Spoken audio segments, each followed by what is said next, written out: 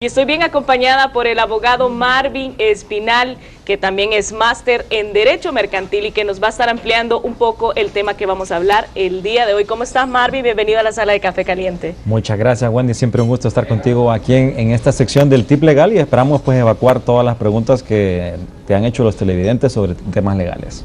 Marvin, vamos a hablar el día de hoy acerca de bienes inmuebles. De propiedades y de todo este tipo de cosas. Y sabemos de que también pues se ha dado bastante problemas con esto de las propiedades, en caso también de terrenos y casas y todo esto, de la pelea, digamos, de personas que ya tienen bastante tiempo su terreno y de repente las invasiones o al mover un cerco y este tipo de cosas son las que vamos a estar hablando el día de hoy. Sí. Bueno, muchas gracias, Wendy. Bueno, como tú lo dices, los bienes inmuebles es algo muy importante. Sabemos que todos aspiramos a algún momento de nuestra vida pues tener nuestra propiedad, sentirnos que tenemos un pedacito de terreno que nos pertenece donde podamos construir nuestra casa y formar nuestro hogar. Te cuento que es algo que se debe tener mucho cuidado porque hay muchas estafas que hay de personas que venden, por ejemplo, a una misma persona el mismo terreno, ¿verdad? Entonces se presta mucho a esto de las estafas. Es por ello que debe tener uno mucho cuidado en registrar debidamente y lo más rápido posible los terrenos que tú puedas comprar. ¿Qué es lo que pasa? Muchas veces las personas cuando tú compras un terreno te hacen una escritura notarial donde te hacen la tradición del dominio y te dan el papel que está sellado y está firmado por el abogado. Muchas personas sienten que ese papel es suficiente y que con eso demuestran que ellos son los dueños. Se sienten respaldados. Se sienten respaldados y lo guardan en su casa y sienten que ese papel es como decirte el título de valor, ¿verdad? Que ahí dice. Pues sí, tiene tus derechos, pero el problema es que tú no lo haces valer frente a terceros. Tú debes, la ley demanda que tú lo registres porque esa persona se hace de público conocimiento de que es dueña de ese terreno.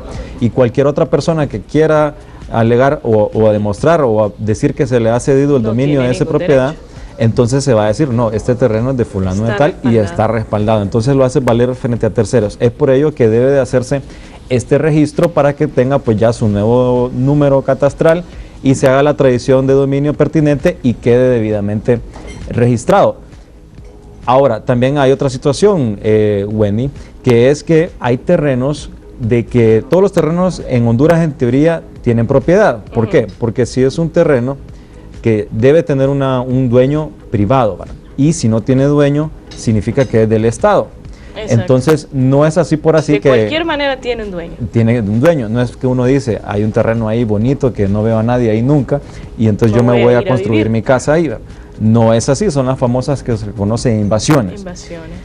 Ha pasado que esos terrenos que son del Estado, al final pues ha llegado a un arreglo y entonces ha hecho la regularización predial y entonces se le otorga un título a esas personas, pero es porque el Estado se lo cede.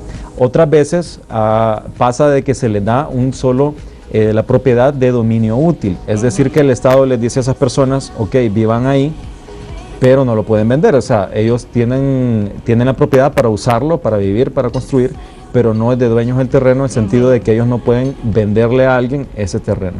Y son circunstancias que a veces se dan y se desconoce si tú no lees bien la documentación que tienes. Abogado Marvin, ¿qué sucede en el caso de que, digamos, una persona ya tiene su terreno, hizo lo respectivo al caso, tiene sus papeles que respaldan, como decía anteriormente, que es de esta persona, pero no vive nadie ahí, ellos viven en otro lugar y de repente llegaron otras personas y han invadido ese espacio, pero llevan años de estar viviendo en ese lugar? ¿Tienen algún derecho por la cantidad de años o qué tipo de solución se le podría dar a este tema? Bueno, también es muy interesante esa pregunta que nos haces porque tú puedes adquirir el derecho al dominio de una propiedad por la mera ocupación, pero para esto deben de ocurrir muchas circunstancias. Uno, por ejemplo, debes de tener una ocupación de buena fe, es decir, no es que tú vienes y dijiste, me gusta ese terreno, me voy a vivir ahí, sino que hubo algo que tú pensaste que ese terreno era tuyo, ¿verdad? Pensaste que te lo heredaron, alguna circunstancia de buena fe, tú vas a vivir ahí, no sabías que era terreno de otra persona, y que llevas al menos 10 años de ocupar ese terreno y de vivir ahí, y que durante esos 10 años el legítimo dueño pues no se quejó, ¿verdad? No fue que presentó una denuncia o trató de que sacaran a esa persona de ese terreno. Entonces, y también por supuesto que no tenga el Estado pues algún interés. Hay terrenos, Wendy, que por ejemplo no puede tener ningún dueño, ni el Estado puede hacer uso de ellos, que son protegidos, ¿verdad? Son zonas protegidas, como los bosques, el río Plátano. Entonces, por ejemplo, yo no podría, por ejemplo, decirle al Estado, quiero construir un hotel en el río Plátano, porque es una zona protegida, no debe construirse. Hay zonas que son protegidas. Entonces, si no está en ninguna de esas circunstancias, puede darse el caso de que ocurra lo que tú dices y estás 10 años ocupándolo de buena fe. Entonces puedes, el Instituto de Propiedad puede de oficio, o tú puedes pedir entonces que te den el dominio de ese terreno, pero también lo debes hacer siempre a través del registro, y ellos pues van a hacer un procedimiento en el cual envían personas a revisar, van a hacer un peritaje, van a consultarle a los vecinos, va a ir a la alcaldía, el Instituto Nacional Agrario y el Instituto de la Propiedad, y después te pueden dar el título. Pero lo importante, Wendy, de todo esto es que tú siempre tengas tu documentación y debidamente registrada en el Instituto de la Propiedad, para que tú tengas el respaldo de que realmente eres la dueña del terreno. Listo, una persona que tiene su terreno y todo esto, ¿qué necesita para ir a registrarlo? Fíjate que no necesitas mucho más que solo pagar los impuestos en base a la cantidad de que te vendieron el terreno. Puede ser que el terreno lo hayas heredado, que alguien te lo dio por testamento, o puede ser que tú lo compraste. Entonces hay una tradición de dominio que te hace un notario, en el cual dice que fulana de tal le vende la propiedad, o le hace la tradición de dominio de la propiedad de X, se describe la propiedad a fulano de tal por un precio tal. Entonces vas al Instituto de la Propiedad y tienes que hacer primero en el banco un pago para el correspondiente, vas con los recibos y lo presentas en el Instituto de la Propiedad. También, Wendy, tienes de hacer un seguimiento, ¿verdad? Porque puedes presentarlo, pero puede ocurrir que te falta algún documento, que te lo rechacen por una situación, o que ocupa alguna constancia de la alcaldía, o el terreno no está bien citado. Entonces el abogado tiene que ser diligente en el sentido de ir revisando el proceso. Si se deniega, pues ver por qué motivo se denegó e inmediatamente corregirlo, y así sucesivamente hasta que se logre la inscripción registral, que es al final que te van a poner un sello en el cual te dice, pues este es el número de registro en tal fecha y todo, y así ya está todo muy bien. Entonces, ¿qué es lo que pasa con esto, Wendy? Te había comentado que las personas se sienten bien cuando tienen el papel en la mano. Exacto. Si lo pierden y está registrado, no significa que ya perdiste el terreno y no tiene dueño. Simplemente está registrado, en el registro tienen una copia, y tú pides una certificación del registro que tienes, y te van a dar una copia de la escritura original, y te vale igual que la original, ¿verdad? Porque está certificado por el Instituto de la Propiedad. Entonces estás protegido. Entonces lo que vale es el registro. Es decir, eso es lo más importante. Si eres víctima de alguien, como te había comentado, de que te vende un terreno, porque si, por ejemplo, yo vendo, o viene alguien, ¿verdad?, de mala fe y le vende el mismo terreno a dos personas, el dueño del terreno va a ser el primero que lo registre. ¿Qué se podría hacer en ese caso? Por ejemplo, es una persona que quiere comprar un terreno, se lo está vendiendo a otra persona, pero ¿qué hace esta persona para darse cuenta si en realidad está bien el terreno, si todo es legítimo, si no hay ningún problema? Ok, hay un sistema de registro unificado en Internet, que es de fácil acceso y es público, en el cual pues solo tú pides el número que identifica el terreno, ¿verdad?, el asiento número tal o el número de matrícula tal, y en Internet perfectamente lo ingresas y ahí te va a salir todo lo que te ha pasado del terreno, el tamaño, las características, quiénes son los dueños, si está hipotecado, si no está hipotecado. Entonces es una búsqueda rápida que tú siempre debes de hacer antes de comprar un terreno, porque puede ser que esté hipotecado o muchas circunstancias. Y el caso de que seas víctima de lo que te había comentado, que alguien te estafe, que vende un terreno a dos personas y otro ya lo registró, entonces tú ya no puedes registrar el dominio, y lo que te queda es la acción civil en contra de la persona, una demanda o algo así. Una demanda civil ya con la persona que te estafó, ¿no? Pero el terreno ya quedaría fuera de litigio, lo que quedaría son las indemnizaciones correspondientes por el estafa.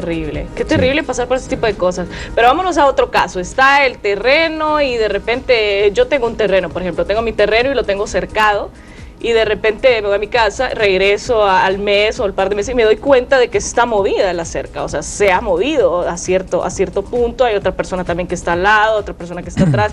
¿Qué se hacen este tipo de cosas? Si yo sé de que me han limitado mi espacio. Bueno, te cuento que eso se da mucho. Yo he visto colonias aquí en Tegucigalpa que inclusive veo que hacen una segunda planta, y la segunda planta está metida así por encima de la acera. O sea, se toman la acera por arriba. Entonces, eso es ilegal. Tú tienes un terreno que está bien delimitado y está claramente cuáles los límites que tú tienes. Entonces, bueno, si tú tienes cercado tu terreno, asumo yo que es que lo tienes cercado de acuerdo al límite que está en el plano, ¿no? Exacto. Entonces, todo lo que está dentro tuyo corresponde. Si alguien viene y se ingresa y empieza a construir, tú estás en pleno derecho, primero de decirle al señor, ¿verdad? Advertirle, fíjese que está en el terreno, de manera de conciliar. El señor no quiso, pues puedes hacerle una nota por escrito, mire, le notifico que se está utilizando el terreno. El señor no quiso, entonces ya puedes proceder con la alcaldía y puede darse el caso de que estás en tu derecho de destruir la parte de la propiedad que él ha hecho dentro de tu terreno. Dentro de mi propiedad. Y en el caso de que alguien construya allá en la acera, o sea que era lo que mencionaba, que construía en la acera y todo esto, ¿se hace el mismo procedimiento? Ahí la alcaldía debe hacerlo de oficio o cualquiera de las personas que viven en la colonia deben de hacer la notificación correspondiente y la alcaldía también tiene todo su derecho. Es algo muy complicado, Wendy. Por ejemplo, ahora hay algo en el derecho que se llama derecho a vista, que a veces tú tienes un terreno que tiene una bonita vista, tienes el derecho a conservar esa vista. Pero ahora hay bastantes problemas porque ahora se construyen edificios de apartamentos y a veces tú tenías tu vista y te construyeron un edificio adelante y ya tienes vista al edificio, ¿no? Y existen fundamentos para que puedas tener, que te indemnicen por ese perjuicio que tú tienes, porque incluso te puede bajar la plusvalía de tu casa porque perdiste la vista. Y son cosas que a veces por desconocimiento, pues no se toman las acciones correspondientes. Es decir, que hay muchos derechos que vienen derivados de los bienes inmuebles. Exactamente, qué interesante. Y en otro de los casos, pongamos por ejemplo, hay una propiedad, pero en medio de esta propiedad, ya que ya está medido y todo, pasa un río. Entonces el río sabemos que como propiedades del Estado, ¿no? ¿Qué se hace en ese caso? Bueno, en ese caso, en la escritura hay algo que se llama servidumbre, que por ejemplo nadie puede ser dueño del río, nadie puede ser dueño de eso, son cosas que son del Estado. O puede ser simplemente un camino, porque puede ser que hay un camino que es el único acceso para los terrenos de atrás, ¿no? Entonces, si tu terreno tiene que estar ese camino y tú lo tapas ese camino y dejas bloqueados a los de atrás, entonces no se puede. Entonces en la escritura se constituyen lo que llaman servidumbres. Significa que ese pedacito de ahí legalmente, bueno, tienes que respetarlo y conservarlo. Y no puedes, pues, no puedes tú destruirlo o modificarlo, sino que, pero eso está en la escritura que te va a decir, esta es la servidumbre y solo ese pedacito es que tú no puedes utilizar. Pasa también, por ejemplo, con el alambrado eléctrico, por ejemplo, donde hay torres. Entonces está protegido de que tú debes de respetar esos torres o esos cableados porque son para uso público, para beneficio del bien público. Entonces igual pasa con la servidumbre, pero eso debe estar en la escritura del bien inmueble. Si la escritura no te habla nada de la servidumbre o no ningún caso especial, entonces tú puedes utilizar tu terreno como tú te parezcas y hacer lo que serían las mejoras pertinentes. Qué súper y qué interesante esto de los bienes inmuebles. Hablamos de bienes inmuebles, pero ¿qué pasa con el otro tipo de bienes? Los bienes muebles. Estos son los que no se pueden mover. O sea, el bien inmueble no hay manera, pero con el otro tipo de bienes. Bueno, eso es también muy interesante, Wendy, porque también tú lo debes de registrar. Recordamos que hay muchos derechos, están por ejemplo los créditos que te puedes pedir en el banco, entonces tu garantía de que tú vas a respetar ese crédito es la garantía hipotecaria de tu terreno. Pero también puede servirte de garantía las cosas muebles que puedas tener, suponiendo que tú tienes una compañía que tiene maquinaria, puedes pedir un préstamo al banco, le dejas en hipoteca el terreno y la maquinaria. Entonces tú registras en el Instituto de la Propiedad el terreno, pero debe de registrar también la maquinaria en el registro de bienes muebles, o eso es en la Cámara de Comercio o en el registro mercantil. Entonces debe seguir este registro. Ahí registra las características para una maquinaria tal, de tales características, tal marca y tal número de identificación, y debe seguir registrarla.